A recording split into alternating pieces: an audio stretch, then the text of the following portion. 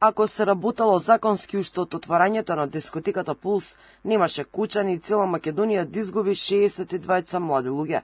Корупција, незаконски дозволи, институционални пропусти и затварањето очи пред криминалот во Кучани се причините за смртоносниот пожар.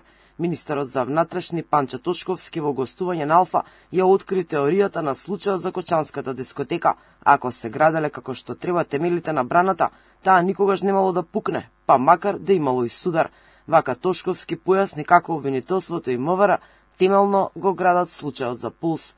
Се срамам што сум дел од општество во кое што опозиција сака на сметка на солзи на родители кои изгубиле чедо да добие лайк плюс на Фейсбук.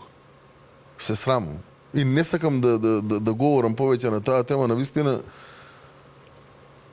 јасно е сето на кое што го направија. Па гледаат луѓето. Секој еден македонец кој што го следеше оној денот со интерпелацијата, што сакаат да веруваат дека не случајно ги организираа луѓето да дојдат на денот на интерпелацијата. А дел од тие луѓе не знаеа дека има интерпелација за министр за внатрешни работи. Покрај истрагата, Тошковски зборуваше за средбата со родителите на жртвите во МВР. Тој СДСМ и Левица, партиите кои што обвинуваат за селективност, ги нарече политички лешинари, кои што ги злоупотребуваат родителите. Селективност нема, тврди Тошковски, бидејќи досега се опфатени актуелен министер, директор, командир и градоначалник во време на СДСМ за трагедиите во модуларната Беса Транс и Дурмотурс, во кои што има 75 жртви, МВР не поднало ниту една кривична пријава против ниту еден. Ова е причината, според министерот, зошто опозицијата во јавноста пушта разни теории и неосновано обвинува. За 75 жртви. Ниту една против ниту едно осомничено лице.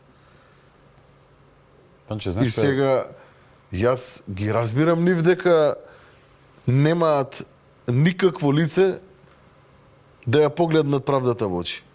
Јас ги разбирам. И знам дека им е чудно сегашното поведение на истото обвинителство. Истото обвинителство. Да, факт е дека има други обвинители во рамки на групата која што работи. Истрагата треба да финишира до 17 јуни со готово обвинение. За сега никој не знае какви докази има обвинителството и дали истрагата ќе биде проширена со други осомничени. Министерот Тошковски информира дека дел од истрагата доправа треба да открие нови моменти и не ја исклучи можноста да се појават нови осомничени.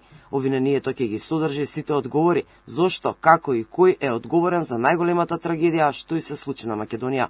Тошковски уверува, законот никого нема да заобиколи, без разлика кој од каде доаѓа и на која власт припаѓа.